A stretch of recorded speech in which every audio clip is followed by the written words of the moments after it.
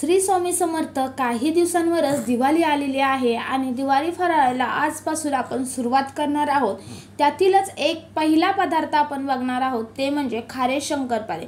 जशी आपण नेहमीच्या पदार्थ बनवतो सोप्या पद्धतीने आणि कमी जिन्नसांमध्ये, त्याच प्रकारे हे सुद्धा दिवाळीच्या फराळातले पदार्थ आपण बघणार आहोत एकदम सोप्या पद्धतीने, झटपट आणि कमी जिन्नस वापरून. चला, मस्त अशी ही रेसिपी आहे आणि झटपट होणारी सुद्धा आहे. आणि ही तुम्ही रेसिपी एकदा बनवलीत की महिनाभर अजिबात नरम पडणार नाही.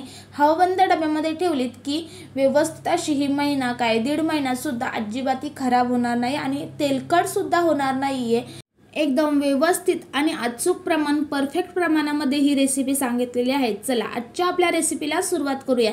त्याआधी मी ऐश्वर्या फूड गॅलरी अँड ब्लॉगमध्ये तुम्हा सर्वांचं मनापासून स्वागत करते. अजूनपर्यंत आपल्या चॅनलला सबस्क्राईब नसेल तर पटकन सबस्क्राईब करा. तर आज आपण बघणार आहोत खारे शंकरपाळ्या. तर मग त्यासाठी आपल्याला लागणार आहे मैदा. आता मैद्याच्या ऐवजी तुम्ही गव्हाचं पीठ घेतलं तरी सुद्धा जमू शकते. आता इथे मी अर्धा किलो मैदा घेतलेला आहे. तो जर आपण कपाने मोजून घेतला तर तो 2 कप होत आहे. तर अर्धा किलो मैद्यासाठी आपल्याला यामध्ये चवीप्रमाणे थोडं मीठ टाकायचं आहे. यामध्ये थोडं जास्तच मीठ टाकायचं आहे, कारण आपण इथे खाऱ्या शंकरपाळ्या बनवतोय, त्यामुळे थोडंसं मीठ हे जास्तच टाकायचं आहे आपल्याला. त्यानंतर आपण 1 चमचा एवढा ओवा टाकणार आहोत. तो हाताने थोडासा क्रश करून टाकायचा आहे. खाऱ्या शंकरपाळ्यांमध्ये ओवा हा टाकलाच गेला पाहिजे, कारण ओवा नसेल तर खाऱ्या शंकरपाळ्यांना अजिबात चव येत नाही. त्यानंतर आपण 1 चमचा एवढी कस्तुरी मेथी टाकणार आहोत. आता ही कस्तुरी मेथी टाकणं पूर्णपणे ऑप्शनल आहे, पण कस्तुरी मेथी टाकल्याने एकदम भारी आणि एकदम स्वादिष्ट अशा ह्या खाऱ्या शंकरपाळ्या लागतात. ते सुद्धा आपल्याला हाताने थोडं क्रश करूनच टाकायचं आहे. त्यानंतर आपण यामध्ये पांढरे तीळ टाकायचे आहेत. आता पांढरे तीळ टाकणे पूर्णपणे ऑप्शनल आहेत, त्याने सुद्धा थोडीशी चव वाढते, पण जर तुम्ही टाकत नसाल किंवा मग नसतील तर पूर्णपणे ऑप्शनल आहे, नाही टाकलं तरी सुद्धा जमू शकते. त्यानंतर आपल्याला हे जे सर्व जिन्नस आहेत ते एकजीव करून घ्यायचं आहे. आणि तुम्ही बघू शकता की यामध्ये आपण अजिबात सोडा वापरलेला नाहीये किंवा मग इनो किंवा मग बेकिंग पावडर सुद्धा आपल्याला यामध्ये अजिबात वापरायची नाहीये. जर तुम्ही सोडा, इनो किंवा मग बेकिंग पावडर वापरले तर हे शंकरपाळे आहेत ते तेलकट होऊ शकतात. आता आपल्याला यामध्ये मोहन टाकायचं आहे. मोहन सुद्धा टाकणं गरजेचं असतं, त्यामुळे आपले हे शंकरपाळे आहेत ते एकदम खुसखुशीत होते आणि ते सुद्धा योग्य प्रमाणामध्ये टाकणं हे आवश्यक आहे. तर मी तर अर्धा किलो मैद्यासाठी 6 चमचे एवढं तेल घेतलेलं आहे. त्याला कडकडीत असं आपल्याला गरम करायचं आहे.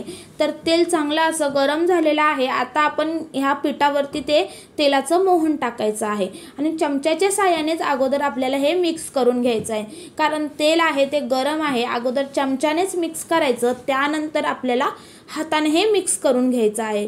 मोहन टाकताना सुद्धा व्यवस्थित मोहन नाही पडलं तर अजिबात शंकरपाळ्या आहेत त्या खुसखुशीत होणार नाहीत किंवा मग जास्त काळ सुद्धा टिकणार नाहीत किंवा मग तेलकट सुद्धा होऊ शकतात जास्त तेलाचं मोहन पडलं तर. आता आपण इथे अर्धा किलो मैदा घेतलेला आहे. त्यासाठी आपण तेलाचं मोहन, जे कांदा पोहे खातो त्या चमच्याने 6 चमचे एवढं तेलाचं मोहन घेतलेलं आहे. ते एकदम परफेक्ट प्रमाण आहे. आता हे पीठ आहे ते मी चांगलं असं एकजीव करून घेतलेलं आहे. जे आपण तेलाचं मोहन टाकलेलं ते चांगलं असं पूर्ण पिठाला लावून घेतलेलं आहे. त्या पिठाचा असा गोळा बनतोय काय बघायचा, तर समजून जायचं की आपलं हे तेलाचं मोहन आहे ते एकदम व्यवस्थित आणि परफेक्ट प्रमाण पडलेलं आहे. त्यानंतर आपल्याला साध्या पाण्यानेच हे पीठ आहे ते मळून घ्यायचं आहे. आपण इथे 2 कप पीठ घेतलेलं, त्यासाठी मी इथे 1 कप पाणी घेतलेलं आहे. आता याला थोडं थोडं टाकूनच आपल्याला, जसं आपण पुरीला पीठ मळतो घट्ट, त्याचप्रमाणे आपल्याला हे पीठ मळून घ्यायचं आहे. आता मी तुम्हाला शेवटला सांगणारच आहे की किती इथे पाणी वापरलं गेलं आहे. चला, मी इथं पीठ संपूर्ण मळून घेत आहे. तोपर्यंत आपल्या चॅनेलला अजूनपर्यंत तुम्ही सबस्क्राईब नसेल केलं किंवा मग नवीन असाल चॅनेलवरती तर पटकन सबस्क्राईब करा. तर मी इथं संपूर्ण जे पीठ आहे ते मळून घेतलेलं आहे. त्यानंतर आपल्याला चांगला असं मळून घ्यायचं आहे, म्हणजे गोळा तयार केल्याच्या नंतर आपल्याला व्यवस्थित असं मळून घ्यायचं आहे. त्याला मळूनच सॉफ्ट करायचं आहे. जसं आपण पुरीला करतो त्याचप्रमाणे आपल्याला पीठ मऊसूत असं मळायचं आहे, पण हाताने मऊसूत असं करायचं आहे. पाणी टाकून आपल्याला मऊसूत असं हे पीठ मळून घ्यायचं नाहीये. तर मग बघू शकता इथं आपण 1 कप पाणी घेतलेलं त्याचे खालची जी रेष आहे तेवढं हे पाणी राहिलेलं आहे, म्हणजे पाव कप एवढं आपलं पाणी राहिलेलं आहे, पाऊण कप एवढं वापरलेलं आहे आपण इथे पाणी. आणि तुम्ही बघू शकता हे पीठ आहे ते या पद्धतीने आपल्याला घट्टसर असं हे मळून घ्यायचं आहे. आता हे पीठ मळल्याच्या नंतर तुम्ही हे रेस्ट करत ठेवलं तरी सुद्धा जमू शकते, किंवा मग नसेल वेळ तर लगेच तुम्ही ह्या शंकरपाळ्या केल्यात तरी सुद्धा जमू शकते. मी अजिबात हे पीठ रेस्ट करत ठेवलेलं नाहीये, लगेच इथे शंकरपाळ्या करून घेणार आहे. त्या पिठातून एक लाठी करून घेतलेली आहे छोटीशी, आपल्याला ती आता लाटून घ्यायची आहे. जास्त सुद्धा जाड लाटायची नाही किंवा मग जास्त सुद्धा पातळ लाटायची नाही, मीडियम साईज मध्ये आपल्याला ही लाटी आहे ती लाटून घ्यायची आहे, पारी बनवून घ्यायची आहे, जशी आपण चपाती लाटतो त्याचप्रमाणे. पण आपल्याला अजिबात जाड ठेवायची नाहीये. एक वेळ थोडी पातळ झाली तरी सुद्धा जमू शकते, पण अजिबात जाड ठेवायची नाहीये, नाहीतर ही शंकरपाळ्या आहेत त्या नरम पडू शकते. तर मग बघू शकता मी एवढी अशी ही पारी जाड ठेवलेली आहे. त्याचप्रमाणे तुम्ही सुद्धा ही पारी आहे ती लाटून घ्यायची आहे, किंवा मग चपाती सारखी लाटून घ्यायची आहे. आता आपण याला कट करणार आहोत, पण कट करण्याच्या अगोदर आपल्याला यामध्ये स्पोकच्या साहाय्याने होल पाडायचे आहेत, म्हणजे शंकरपाळ्या आपण तळताना अजिबात फुगणार नाहीत. फुगल्या जर तर त्या नरम पडतील, म्हणून आपल्याला अशा पद्धतीने ह्याला स्पोकच्या साहाय्याने छोटे छोटे असे होल पाडून घ्यायचे आहेत. त्यानंतर आपल्याला हे कट करून घ्यायचे आहे. तुम्हाला ज्या आकारामध्ये पाहिजे त्या आकारामध्ये तुम्ही हे कट करू शकता, छोट्या मोठ्या आकारामध्ये, किंवा मग शंकरपाळी डायमंड शेपमधून करू शकता, किंवा मग चौकोनी शेपमधून सुद्धा करू शकता, किंवा मग जशा शेवपुरीला जशी पुरी असते कडक त्याप्रमाणे सुद्धा तुम्ही या गोल आकारामध्ये कट केल्यात तरी सुद्धा जमू शकते. तशा एकदम मस्त खुसखुशीत अशा या पुऱ्या सुद्धा तयार होतील. इथे आता मी बघा रँडमली कट केलेला आहे, अजिबात कोणत्याही आकारामध्ये कट केलेलं नाहीये. तुम्ही जसं कट कराल तसं ह्या मस्त अशा ह्या शंकरपाळ्या आहेत त्या तयार होतात. आता ह्या शंकरपाळ्या तुम्ही एकाच वेळेला भरपूर साऱ्या जरी बनवून ठेवल्यात अशाच तळण्याच्या अगोदर तरी सुद्धा त्या चिटकल्या अशा वाटत असतील तरी सुद्धा त्या चिटकलेल्या नसतात. तुम्ही तेलामध्ये टाकल्याच्या नंतर व्यवस्थित अशा त्या सुटतात. त्यामुळे मी इथं थोड्याशा शंकरपाळ्या बनवून घेणार आहे. आता ज्या बनवलेल्या आहे शंकरपाळ्या त्या मी एका प्लेटमध्ये काढून ठेवते आणि याच प्रकारे मी थोड्या शंकरपाळ्या अजून बनवून घेणार आहे.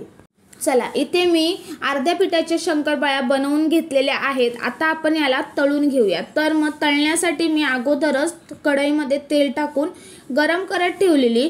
थोडंसं तेल गरम झाल्याच्या नंतर आपल्याला यामध्ये शंकरपाळ्या सोडायच्या आहेत. अजिबात हाय फ्लेमवरती तेल गरम करायचं नाही आहे, मीडियम फ्लेमवरतीच आपल्याला तेल गरम करून घ्यायचं आहे. आणि थोडंच टेम्परेचर झालं तेलाचं की आपल्याला यामध्ये शंकरपाळ्या सोडायच्या आहेत. जर तुम्ही कडकडीत तेल गरम केलं तर टाकल्याच्या शंकरपाळ्या करपून जातील, एकदम ब्राऊन कलरच्या होतील. त्यामुळे आपल्याला ह्या शंकरपाळ्या तळताना तेलाचं टेम्परेचर आहे ते मीडियम फ्लेमवरतीच गरम करून घ्यायचं आहे. आणि थोडंसं गरम झाल्याच्या नंतरच आपल्याला यामध्ये ह्या शंकरपाळ्या टाकायच्या आहेत आणि मीडियम फ्लेमवरतीच आपल्याला ह्याला तळून घ्यायचं आहे, त्याचा थोडासा रंग बदलत नाही तोपर्यंत. तर मग बघू शकता इथं या शंकरपाळ्यांचा थोडा थोडा रंग बदललेला आहे आणि त्यांचा जो आकार होता त्याही तो सेट करून घेतलेला आहे, म्हणजे त्या कडक झालेल्या आहेत. आता आपण याला फक्त ब्राऊन रंग येईपर्यंत तळून घ्यायचा आहे. तर मग आपल्याला ब्राऊन रंग आणण्यासाठी हाय फ्लेम करायचा आहे आणि कंटिन्यू आपल्याला ह्याला तेलामध्ये ढवळत त्याला आपल्याला ब्राऊन रंग आणायचा आहे, म्हणजे एकसारखा असा या शंकरपाळ्यांना कलर येतो. तर मग बघू शकता इथं थोडासा हलकासा गोल्डन ब्राऊन रंग आलेला आहे. या स्टेजला तुम्हाला ह्या शंकरपाळ्या काढून घ्यायच्या आहेत तेलामधून. तुम्हाला आता जरी याचा हलकासा कलर चेंज वाटत असेल किंवा मग ब्राऊन रंग वाटत नसेल तरी सुद्धा ही जी तेलाची प्रोसेस आहे, तेलामधून कोणतीही पदार्थ तळल्याच्या नंतर बाहेर काढल्याच्या नंतर सुद्धा या तेलाची प्रोसेस चालू असते थंड होईपर्यंत. त्यामुळे ह्या शंकरपाळ्यांना थोडासा ब्राऊन रंग या तेलातून बाहेर काढल्याच्या नंतर सुद्धा येणारच आहे. तर मग बघू शकता किती मस्त अशा खुसखुशीत शंकरपाळ्या झालेल्या आहेत. आता याचप्रमाणे आपण बाकीच्या ज्या शंकरपाळ्या बनवलेल्या आहेत किंवा मग बनवणार आहोत त्या तळून घेणार आहोत. आणि तळताना आपल्याला हाय फ्लेम करून तेल गरम करायचं नाहीये, ही गोष्ट लक्षात ठेवायची आहे. तर मग बघा इथे मी संपूर्ण शंकरपाळ्या होत्या, खाऱ्या शंकरपाळ्या त्या तळून घेतलेल्या आहेत आणि एकदम व्यवस्थित खुसखुशीत अशा या शंकरपाळ्या तयार झालेल्या आहेत. मी कोणत्याही आकारामध्ये कापलेल्या नाही आहे, रँडमली कापलेल्या होत्या, तरीसुद्धा तुम्ही बघू शकता किती मस्त अशा ह्या शंकरपाळ्या तयार झालेल्या आहेत. आणि अशाच पद्धतीने तुम्ही सुद्धा या दिवाळीच्या फराळामध्ये या खाऱ्या शंकरपाळ्या करून बघा, किंवा मग एरवीसुद्धा चहाबरोबर खाण्यासाठी तुम्ही या शंकरपाळ्या तयार केल्यात तरीसुद्धा मस्त अशी रेसिपी आहे आणि झटपट होणारी आहे. आणि तुम्ही बघू शकता अजिबात ही शंकरपाळ्या आहेत त्या तेलकट राहिलेल्या नाही आहेत आणि एकदम खुसखुशीत अशा ह्या तयार झालेल्या आहेत. या शंकरपाळ्या गार झाल्यात की तुम्ही हवाबंद डब्यामध्ये पॅक करून ठेवायच्या आहेत, म्हणजे ह्या महिना काय 2 महिने सुद्धा ह्या अजिबाती नरम पडणार नाही किंवा मग तेलाचा अजिबाती वास येणार नाही. यामध्ये आपण परफेक्ट प्रमाणामध्ये मोहन टाकलेला आहे, अजिबात या तेलकट होणार नाही किंवा मग नरम सुद्धा पडणार नाही. चला, मस्त अशी रेसिपी झटपट होणारी आहे, तुम्ही एकदा नक्की बनवून बघा आणि मला कमेंट्स करून नक्की कळवा. तुम्हाला ही रेसिपी आवडली असेल तर व्हिडिओला एक लाईक करायला विसरू नका. त्याचबरोबर आपल्या चॅनलला सबस्क्राईब नसेल तर पटकन सबस्क्राईब करा. अशाच नवनवीन रेसिपी आपल्या चॅनलवरती अपलोड केलेल्या आहेत, तर चॅनलला एकदा नक्की भेट द्या आणि तुमच्या घरातील सदस्य, मैत्रिणी, जास्तीत जास्त नातेवाईकांसोबत सुद्धा शेअर करा. चला, आणखी एक नवीन व्हिडिओ सोबत भेटूया. तोपर्यंत बाय बाय.